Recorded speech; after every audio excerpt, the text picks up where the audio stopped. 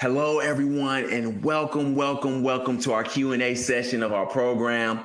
We're so glad that everybody here has joined us. Listen, thank you for your patience, right? We're going to get this thing rolling. We have had a blast today, and I hope you guys have enjoyed the virtual environment. I hope you all have explored it, and I hope you all enjoyed your breakout sessions, right?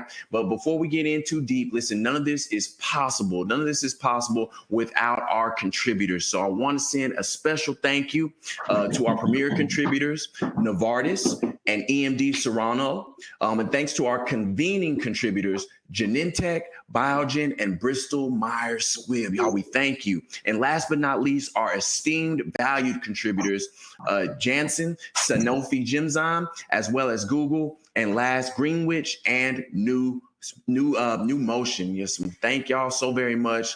And I appreciate everybody for your patience. And let's dive in deep into this Q&A session, just so everybody understands how it works. You know, we signed up for this thing. Everybody took the time to write in maybe some questions that you may have when you signed up for this summit. Those are questions that we are going to utilize to make sure that we answer some of those questions here today. So there'll be the groundbreaking for that. And also, we've been taking notes throughout everybody's session who was on this panel. So we've had moderators behind the scenes, y'all, and they've been taking notes of the questions you've asked, and also to create a live experience. Please send forth your questions in today's chat. We'll be as due diligent as we possibly can to ensure that every question we get can get answered. But y'all, we've only got 45 minutes with great panelists here. So without further ado, and let me get out of the way, let me introduce our panelists today. Some of y'all have been a part of their breakout sessions today. First and foremost, Dr. Mitzi Joi Williams, who has 15 years in the game, is a dynamic person. I hope you all enjoyed her session. Dr. Mitzi, how you doing today? I'm doing great, Tyler. Glad to be here. Hey, happy to have you. Dr. Al Walker, I don't know if he's present yet. If not, we will get him in today, you all, okay? If he's not there. But Alaya McKinney was laying it down in the millennial advocacy group. Yo, it was a joy to hear you. Alaya, how you doing with your own swag today? How you feeling? I'm doing well, and I'm very excited to be here with you. Listen, you came with that thunder today. And we matching with the orange, and I love it. I love it. Hey, and last but not least, Anne Marie, listen, dynamic in the game, advocacy to the fullest. We appreciate you. It's on y'all shoulders that we stand. Anne Marie, how are you doing? I'm doing fantastic. I love it, y'all. Well, listen, I got the introductions out the way. I didn't mess up nobody's name, okay? And I appreciate you. Is Dr. Al with us? Is he with us today? I think so. He's there. He's there. He got that voice. Dr. Al, representing from USC. Hey, listen, Charleston in the building. How are you doing, sir? I'm well, thank you. Thanks for having me. Blessings. Thank you for being here. Hey, Dr. Williams, let's start with you. Let's dive into this thing. All right. We have a question here from Sherry, and Sherry asks, are there any active studies looking at African Americans and the COVID vaccine? Yeah, so that's a great question. I don't know of any. So if we think about the clinical trials that were done with the COVID vaccine, there actually was pretty decent representation of Black people in those trials, right? So typically when we think about clinical trials, there's less than 5% enrollment of people of color. But for the COVID vaccines, the two large ones, Moderna and Pfizer, there was over close to 10% enrollment of Black people in those trials. There is also a registry that's looking at COVID in people with MS, but there are not studies that I know of that are looking particularly at MS, at MS and COVID in Black people, or at COVID in Black people alone. I don't know, Dr. Walker may have some additional input for that. Dr. Walker, you want to comment? Actually hit it perfectly, actually, in that because of the presentation, because African Americans happen to be heavily represented, unfortunately, in the COVID infected group, as by default, they are represented, to be honest with you. Oh, I love it, y'all. Listen, this is coming from the high sources. I hope everybody is writing this information down. We're going straight to the source and we're getting the answers. Alaya, I want to come to you next. It seems like Naya was impacted by your discussion. She wants to know, as a millennial, right? It's going to hit home. As a millennial, how can you get your partner to understand? This is good. How can you get your partner to understand what could happen to you with MS? That's a deep conversation. It's a very deep conversation, and it's a conversation that is needed and needs to happen. Well, what you start with, I initially start with telling you what I have, explaining what it is, because a lot of people don't know what multiple sclerosis is. And so from there, I talk about my symptoms and what I've had and what I've experienced. And as your relationship progresses, you're going to go deeper and deeper, especially you're going to experience different things throughout that relationship. But my advice would be is to be as transparent as possible so that no one's getting blindsided. Although it's a disease where today I might feel this way and tomorrow I might not feel this way. It's something that you have to let them know every intricate detail, I feel as though, so that they're prepared to go forward in the relationship, or how to handle you or handle the situation. If an instance comes up, you might be on a date and you start getting optic neuritis. You want them to know what to experience and how to handle the situation. I think that's dope. You put that so well, because communication is everything. And I think that's always the basis of what we've done from top to bottom with this summit, encouraging everybody to communicate. And and for me, from a male perspective, Alaya, it's like, yo, as a male, we really got to dive in deep, because it's not in us to kind of pull out and be vulnerable or to be transparent. We're taught to be strong. Right. What you're saying is you got to push that stuff to the side and go against the grain, because this is about your partner. And so I'm so incredibly glad you said that. That's powerful. Thank you. Hey, Naya, I hope we helped you. Go ahead, doctor.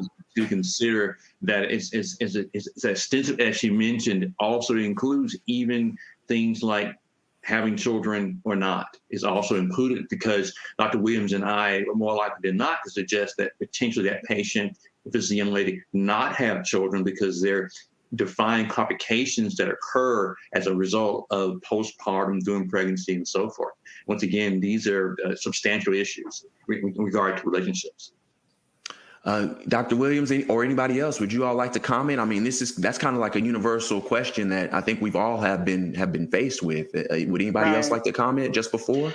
You know, I think, again, when we think about the healthcare team, right, our care partners, our partners, our support are part of that team, right? And if you're in a relationship that is, so certainly I can't speak to, when people are in those initial stages, but I often have people, I tell them, bring them to a visit with me, bring them to a visit, see if they have questions, right? Include them in the conversation, because that often, again, takes the onus off of you to explain everything. And sometimes people hear it better when it's coming from the doctor. I'm like, no, they're not ignoring you.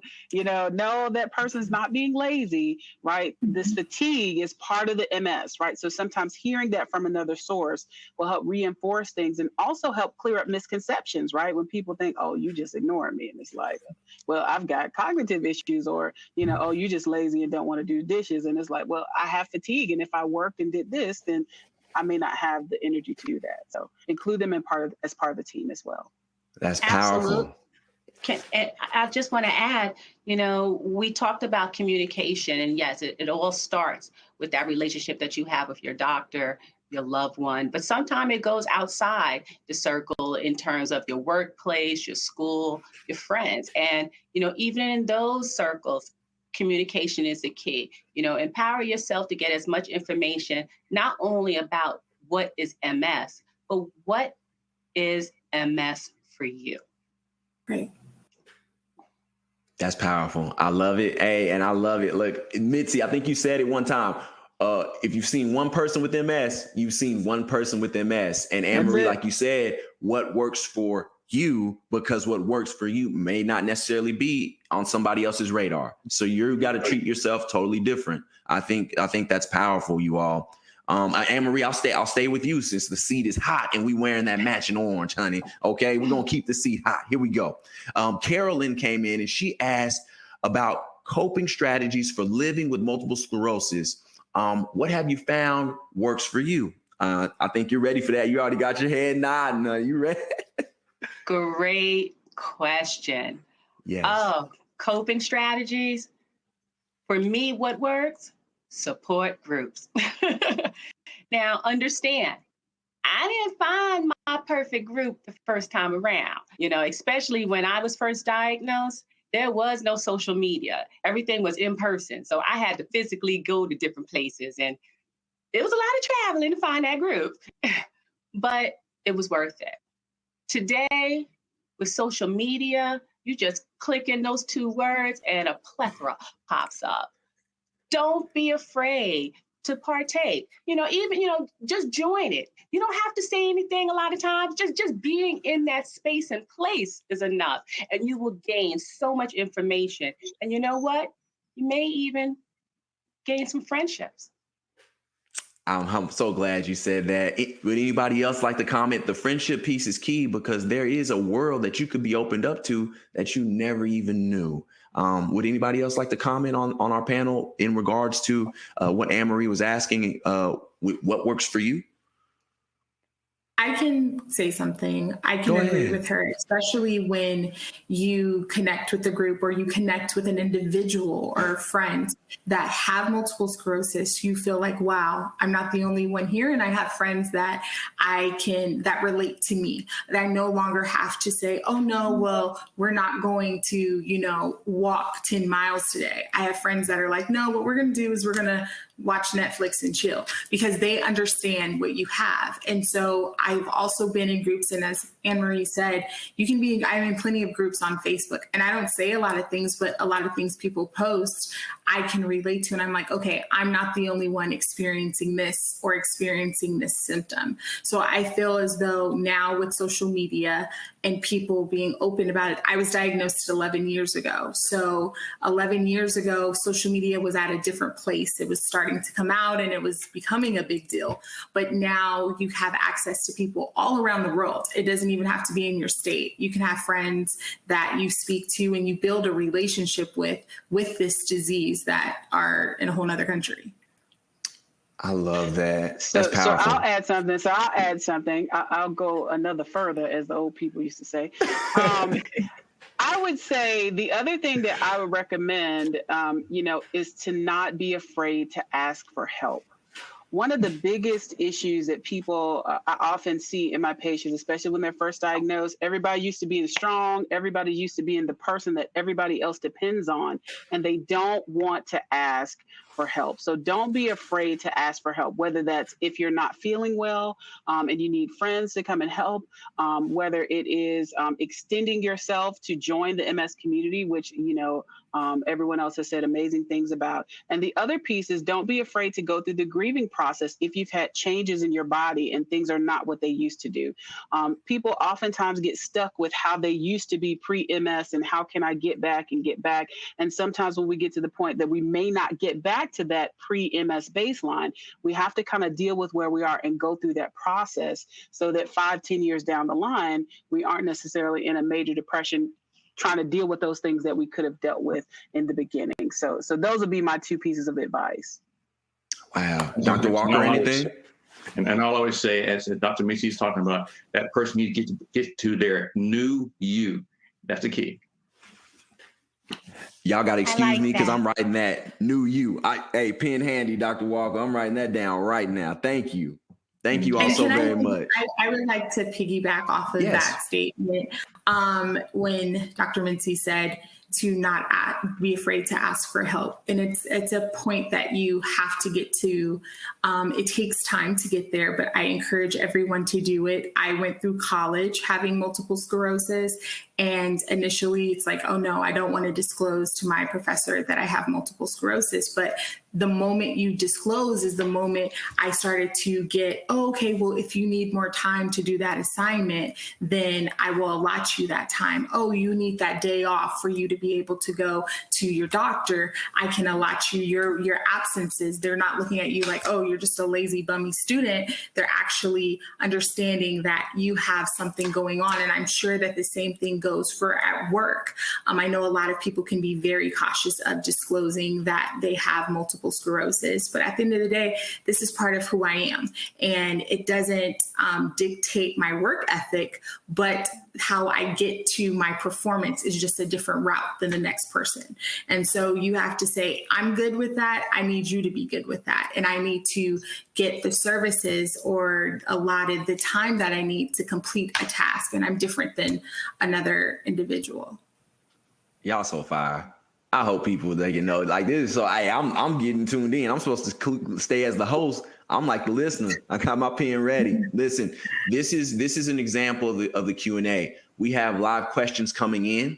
And so for Dr. Mitzi and Dr. Walker, this just came in. This is for both of y'all. Y'all chime in and answer as you see fit. And I'll answer. This comes from Vivian. Shout out to you, Vivian. Thank you for writing in. Are there any differences in DMT treatment options for Black patients with MS compared to white patients? That's the first part. Some HCPs prefer choosing higher efficacious therapies. Ooh, she coming. There you go. Thank you. Thank y'all. That's why y'all are doctors and I'm not. For Black patients, due to the study suggests that Black patients with MS have worse diagnosis, but how much of this is attributed to genetic versus systemic? That's a large mouthful, but that's why y'all got the degrees. Let's go. I'll let the professor start. Go ahead, Professor. Well, actually, it's written multiple in this area, but there's no question that as time has progressed, as more patients are being exposed to this neuroagent, you have to understand that we're at 23, 24 medications now. Granted, they're siloed as S1Ps and fumarase and sort of groups, but prior to now, we only had like 4 medicines to speak of. And so because of that, we now have a lot more patients who have been exposed to different classes of medicine. And there's data out there now that we are looking at it closer, understanding, however, that the cohort, the number of patients in a given study continues to be relatively small. So as a result, all a person can honestly say is we see a trend, we see a tendency, we see what looks like something happening. We can't confirm it because typically you need 1,000 or more patients in the study to have enough to have confirmatory data. With that said, however, we have data suggesting that we as a people tend to have more aggressive disease, meaning that we go from ambulatory within a couple of years to non-ambulatory, which is usually a major milestone is used when it comes to MS as a disorder. And so because of that, as an entity, individuals tend to want to use the more aggressive IV infusible medications. Now, there's also data suggesting, a recent study I looked at, and it said that oral medicines aren't necessarily ideal for African Americans. Once again, that was a suggestion. Is it confirmed? No, because the studies themselves are too small to make that kind of confirmation. But the general rule, yes, ideally, aggressive, it tends to be the case, and understanding too that early on the inflammatory component of MS is more apparent. Later on in the disease course, it tends to be less apparent. So therefore, if you're going to be aggressive, you tend to want to do it early in the treatment consideration as opposed to late. Late may actually be too late from that point of view. When it comes to genetics, that's all over the place, to be honest with you. So we consider that even to this day, 2021, we still don't know what causes MS. So when you don't know what causes a disorder, it's then sort of tough to go reverse or forward to identify, okay, we don't know what causes it, but we think these may play a role. All we do know is that there is a situation where we can control to some degree the progression of the disorder by modifying what happens in the immune system. That we do know, and that's what the medications are very good at doing to a large degree. But stopping it, curing it, we're not even close to that point. Yeah, I mean, so Al, you answered that beautifully. The only thing that I would add is that, certainly there is this school of thought that we want to treat African-American patients with more aggressive therapy. From both of our experience, we know that no group of people is a monolith, right? There's some folks who have been on those tried and true platform therapies and they did great. Right? And then there's some that didn't do great. So everybody is different. I think that in addition to thinking about how we treat necessarily Black people with MS, really a lot of the school of thought about treating MS in general, in some cases, there's now this debate about whether we should start everybody on high efficacy or whether we should kind of do what we call escalation therapy. And the jury is still out, right? There's still a lot of research being done, but the field field in some cases is moving that way for everyone. But when people think about some of their most severe cases are in Black patients, so they may practice that way. I agree about genetics. I went to an amazing genetics lecture not too long ago. We had all these beautiful pictures and all these graphics, and at the end they said, we don't know what the genes do, and we don't know how they affect risk for MS, right? So there's a lot of work that needs to be done. I think there is a big question if there is any underlying biologic basis, right? Meaning, are there any biologic changes in us that may cause us to have worse disease, or is it the regular things that we know? We don't have access to the doctor. We may not have access to medications. We may not have insurance. We may not be able to see specialists. And I think that there are many groups that are working on trying to figure that out, but there's still a lot of work that needs to be done. I tell you what, for me, efficacious is something I will never mispronounce ever again, thanks to this discussion. I'm gonna tell y'all that right now. This young man in Texas, his vocabulary just went to a whole nother level. I can't wait to tell my wife. Okay, I'm gonna email you and put efficacious in the title. Big headlights, big headlights. Anne-Marie, this one just in. Cheryl, who wrote in, thank you, Cheryl, for being so open. Cheryl asked this, Anne-Marie, can you speak on advocating for oneself within the confines? This is so important, y'all. Within the confines of the medical industry and finances. And that's a deep question, Anne-Marie, but I know you're ready. She's sitting up, y'all. Great question. Much of it is what we said before. Communication is the key. Don't be afraid to ask questions. You know, we're at a time now where we have access to portals for our medical records. So, you know, get your records, have your records. If something in there doesn't make sense, speak up on it. In terms of medications, if you're having financial concerns regarding your medications, most pharmaceutical companies, they have programs to assist you with that cost. You know, contact the National MS Society. The MS Navigators, they're there to help you regarding your journey from a medical perspective as well as your finances. But in addition to that, know that you're not alone. The National MS Society government relations, we're working on just those things. We're looking at how can we bring about bills to lower the cost of medications, as well as how can we help our caretakers in this journey, because many of them are overworked, you know, doing all that they can to help us. Wouldn't it be nice if we could offer them some relief, especially from a bill? So do know you're not alone. Speak up, contact the MS Navigators. There's plenty of resources out there. We have to just search for them and look for them. And that is why this virtual community that we're establishing here is such a great start for so many. Thank you so much for that, Anne-Marie. Alaya, we coming right back to you from somebody from the A. She's 23 years old. Alexa, thank you so very much. You know, having the disabilities from multiple sclerosis, but she's saying her MS is out of control and I'm having problems finishing my master's degree and staying employed due to so many relapses. And she's looking for that guidance. And I heard you speak on, you know, some advice from college student because you have been there. What is your advice for her in terms of, you know, filing for disability, or what direction should she go? My advice for her would be, for one, when I was first diagnosed, my first 3 to 4 years were very trying. I was diagnosed at 18. And so I understand having your MS go haywire. I was on Medicaid at that time. 11 years ago, you had to do the progressive steps to get to a more aggressive medication. So I was on medications that weren't working for me, having relapses and still trying to juggle being in school. So at that time, I did have to take time off from school. And I'm not saying that that's her journey and that's what she would have to do, but it would be reassessing, okay, if I'm full-time in school, maybe I need to break down to being part-time. I can still get my master's degree, but at the same time, I might take a little slower. I'm doing the same thing in law school. I'm currently in law school and I was full-time in law school.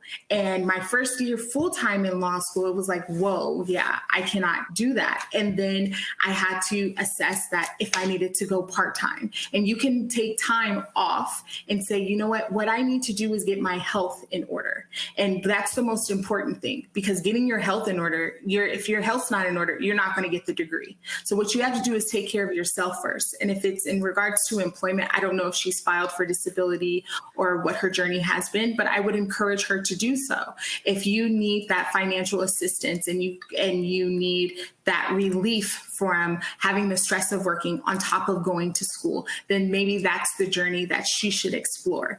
I'm sure that if she contacts her school, if she speaks to, there's always a disability department at your school, and your school will let you know what they can assist you with, whether that's giving you more time, whether that's breaking it down. Maybe you're in a master's program and maybe you only take 1 class, 2 classes per semester while everybody else is taking 5. And that's okay. If it takes you 5 years to complete 1 more year of school, at least you're doing it and you're on the journey. And I had to learn to, you don't become discouraged when that happens. You say, you know what, I'm choosing me first. And if I don't choose me first, then this will never happen. And so, for instance, like I said, I'm in law school and I had to take some time off, as well as I had to change from being full-time to part-time. And at first that's very discouraging. But at the same time, I had to say, you know what, I'm still doing it. I'm doing it and I have MS. So you are way above your peers. You might feel like, oh, I'm taking a step back, or it's slower, or everybody else at 23 years old, they have their degree and I don't. But at the same time, they don't have multiple sclerosis. So that makes you even stronger and better that you're even trying to achieve this goal on top of fight this disease. Powerful. So well said. The destination doesn't have to change. The route to get there does, and exactly. So that's okay. That's very powerful. Dr. Williams, Dr. Walker, I want to come to you guys. We've only got about 5 more minutes left. But we CP time. So sometimes we run over a little bit. Just bear with it, y'all. Okay, here we go. This is for you two. Royana and Denisha said they're asking about holistic treatments for multiple sclerosis. What's proven and what's available? Well, if we're going to say what's proven, we're probably going to say not much. I got you. Right? Hey, that's what it's better to hear from the doctor. In terms of what we have studies where we have large groups of cohorts, as Dr. Walker talked about, to support. But certainly, my approach to treatment with many of my patients, I always tell people there's a part you play and there's a part medicine plays. There's no medicine that's going to get rid of the part that you play in your own health, right? So when we talk about holistic treatment, we talk about things like diet. We talk about things like exercise. I'm a big advocate of yoga, right? To help with exercise, to help with stretching, to help with clearing your mind. I talk about meditation. There are many of my patients who also do things like biofeedback. People also do acupuncture, right? So again, it's about finding that right mix that works for you depending on the symptoms, right? And that will look different for each person. But certainly we don't depend on medications to do everything for us, right? There are still things that you need to do to take care of yourself, to make sure that you're taking care of yourself as well as your MS. Dr. Walker?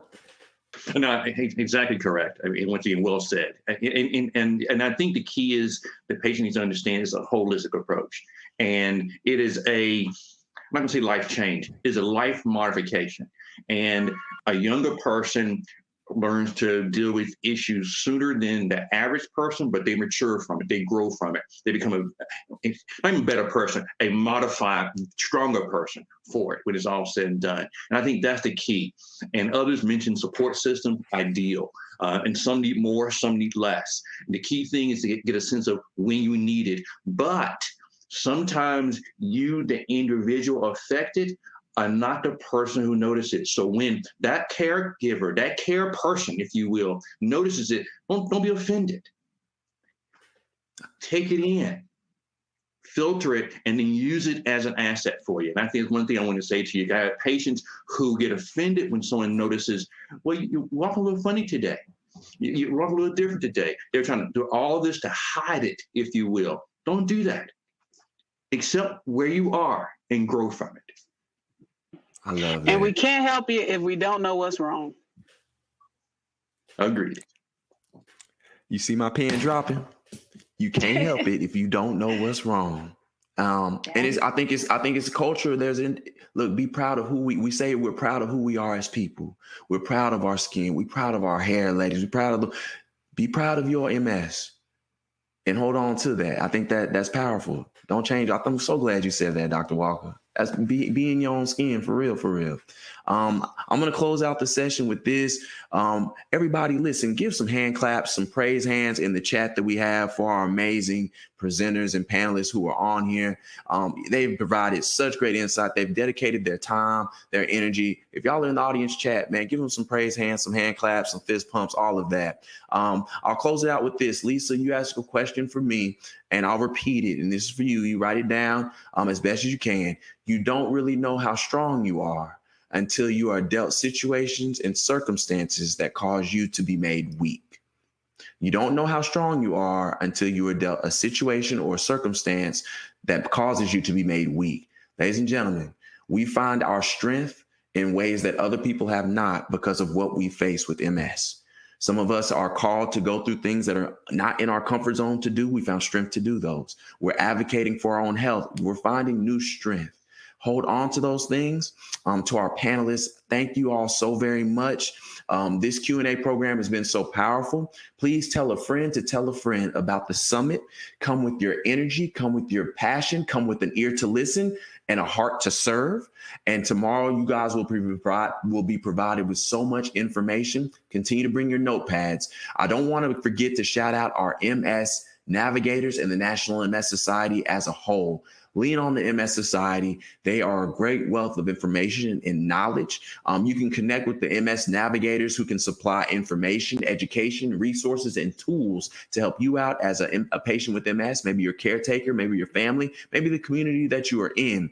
And they can be contacted by using the phone number 1-800-344-4867, 1-800-344-4867, or you can utilize the email contact us NMSS, contact us NMSS all together at nmss.org. Continue to check out the virtual lounge, step outside of your comfort zone, connect with somebody who's right down the street that you never knew was on this virtual summit, and they have MS too. It's a platform of comfort for us as a community. So use it, ladies and gentlemen. They've got the knowledge. They've got the resources. Please take them and utilize them. To our panelists, we love you guys. Thank you all so very much today. Each one reach one and each one teach one. We lift as we climb as a culture. Thank you all so very much and look forward to seeing y'all tomorrow. Take care, everybody, and stay blessed.